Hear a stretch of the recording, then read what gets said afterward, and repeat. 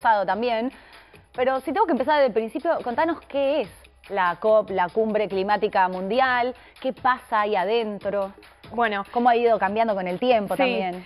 La COP diría que es para lo que es la política climática internacional, lo que es para el fútbol el mundial. Solo que si el mundial se hace cada 4 años, la COP climática se hace todos los años y quizás, más allá de la alegría que nos puede dar un mundial de fútbol, la COP tiene una relevancia mayor porque básicamente ahí se toman las decisiones, ¿no?, en lo que hace a la acción ante el cambio climático.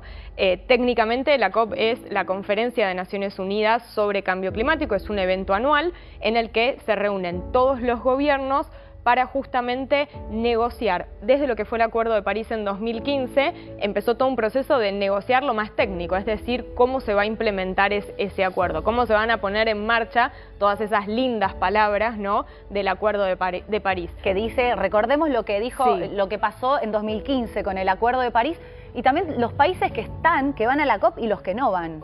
Bueno, ahí es interesante porque el Acuerdo de París, primero decir, es un acuerdo imperfecto, pero fue el mejor acuerdo posible en ese momento y en un momentum político que lo permitió. Un año después, ya, digamos, la victoria de Donald Trump en los Estados Unidos hubiera marcado otro rumbo, ¿no?, para lo que era un acuerdo climático. El Acuerdo de París tiene como principal objetivo limitar el calentamiento por debajo de los 2 grados con esfuerzos al 1.5 y de ello se entiende que para poder limitar el calentamiento hay que justamente reducir las emisiones de gases de efecto invernadero y por lo tanto hacer cambios en principalmente el sector energético, que es el que más emisiones genera, y también en otros sectores como por ejemplo lo que hace a uso del suelo, agricultura, ganadería, también a procesos de urbanización.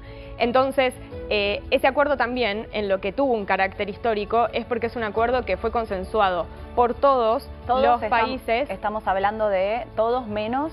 Estaríamos hablando, en ese caso tendría que ver las cuestiones, digamos, en algunos, cuando hubo en el caso de conflictos bélicos, Siria, que a veces es como que, pero te diría, o sea, fue un consenso que hubo por parte de los países. La mayoría de los países del mundo adhirieron a bajar las emisiones. Exacto, adhirieron a limitar el calentamiento, indirectamente a bajar las emisiones, pero sobre todo hay que tener en cuenta de por qué esto, porque bueno, fueron países desarrollados y países en desarrollo los que dijeron nos unimos en la acción climática y también buscando poner una relevancia a la adaptación, porque históricamente si bien no se le ha dado la importancia que merece a la acción climática, dentro de lo que es la acción climática se le dio más importancia a la mitigación, a la reducción de emisiones. El Acuerdo de París busca empezar a hacer ese impulso también a que la adaptación tenga la misma importancia y eso es algo muy importante para países como la Argentina, ¿no?, en donde se ven afectados por el cambio climático y quedan muchos más expuestos, con algunas comunidades muchos más vulnerables. Y el otro punto también importante que tiene el Acuerdo de París y que hoy es un tema transversal y vamos a profundizar, tiene que ver con el financiamiento, ¿no?, la necesidad de movilizar dinero para ayudar a países en desarrollo a que puedan implementar sus políticas climáticas. Yo estaba leyendo un poco, y corregime si no es así, que hay como este año, en 2028, 4 cambios de paradigma que se van a trabajar. Si nos puedes contar cuáles son y por qué esos 4 cambios de paradigma. Bueno, esa es la propuesta que hace el presidente, ¿no?, de lo que es la edición de este año de la COP. Cada año la COP la preside un país distinto, que eso es algo elegido por todas las partes y que va cambiando regionalmente. Este año la conferencia tiene, digamos, la presidencia la tiene Emiratos Árabes Unidos y el presidente hace poco propuso, ¿no?, a lo que son los países lo que él espera un poco de la conferencia y estos 4 grandes cambios de paradigma que deberían darse en lo que son los resultados, que en esta conferencia no es un nuevo acuerdo, sino que es un documento de decisión, ¿no?, en cómo se continúan avanzando en puntos de implementación. El primero está vinculado a lo que es acelerar la transición justamente energética, en donde ahí hay algunas críticas respecto de la perspectiva que se tiene de la presidencia de Emiratos Árabes, porque en cuestiones técnicas de vocabulario hay como esta intencionalidad no de salir de los combustibles fósiles, sino de permanecer con los combustibles fósiles, digamos, descarbonizando, reduciendo las emisiones, pero no se ve como este camino hacia que en algún momento se haga, ¿no?, como el cierre final y se salga de los combustibles fósiles. ¿Y esto por qué lo digo? Porque bueno, el conflicto de intereses, ¿no?, que implica que una conferencia climática esté presidida por un país predominantemente petrolero. O sea, no da lo mismo dónde se hace la cumbre no da lo mismo quién climática preside, exacto, que digamos que porque donde se haga a veces puede no coincidir con quién preside. El caso digamos más próximo que tuvimos fue en 2019 cuando tenía que ser la COP en Chile y ante la crisis sociopolítica que hubo en Chile, muy rápido, en un mes, la COP se hizo en Madrid, pero la presidencia de la COP, es decir, el ordenamiento de esas 2 semanas de trabajo, continuó bajo las manos de Chile. De ahí la importancia. Y los otros 3 cambios de paradigma. El segundo, de que hay que llegar finalmente, digamos, a un nuevo acuerdo en lo que hace a financiamiento, porque se han hecho compromisos que no se cumplieron. Entonces, y eso hoy lo que está haciendo es que no haya confianza. A ver, paremos un poco Sí. acá. Financiamiento, ¿en qué sentido sería y qué es lo que no se está cumpliendo? Bien.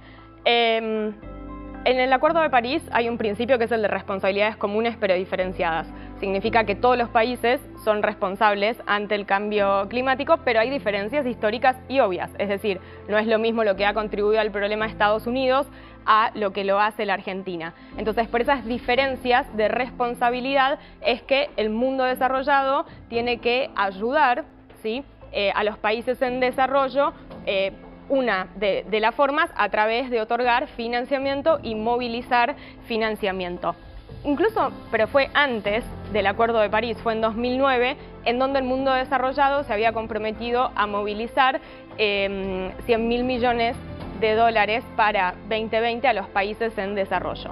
Es 2023 y eso no se cumplió. En el Acuerdo de París incluso se había redoblado ese compromiso y decir, bueno, se va a continuar a 2025 anualmente. Sí. Entonces, lo que tenemos que ver muy de cerca en esta COP, porque ya empiezan a aparecer estos anuncios medio eufóricos de se va a anunciar que cumplimos con el objetivo de los 100.000 millones, es que son 100.000 millones de dólares anuales.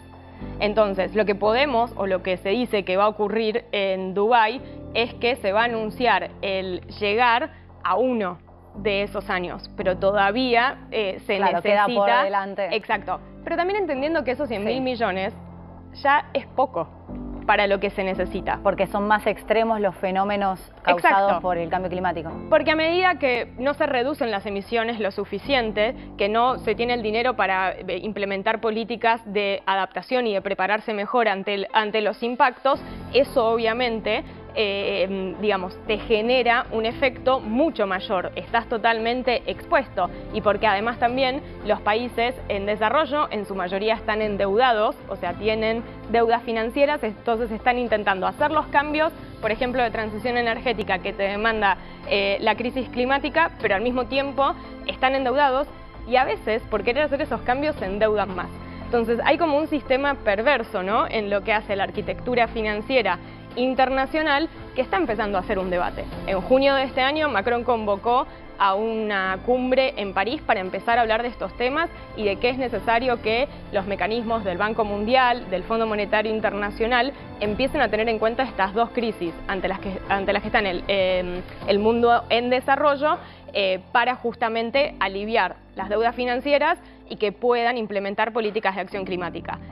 Eso suena hermoso, es Sí. complejo, y en verdad modificar la arquitectura financiera internacional no es algo que vaya a ocurrir en las 2 semanas de Dubái. Lo que sí debería ocurrir en las 2 semanas de Dubái es que, en la jerga así más popular, empiece a aparecer dinero sobre la mesa para empezar justamente a reconstruir esa confianza entre el mundo desarrollado y el mundo en desarrollo. Porque eso, si no, te afecta a todo lo demás. Vos pensás que otro de los temas de negociación en Dubái es cuál va a ser la meta de ayuda económica post-2025.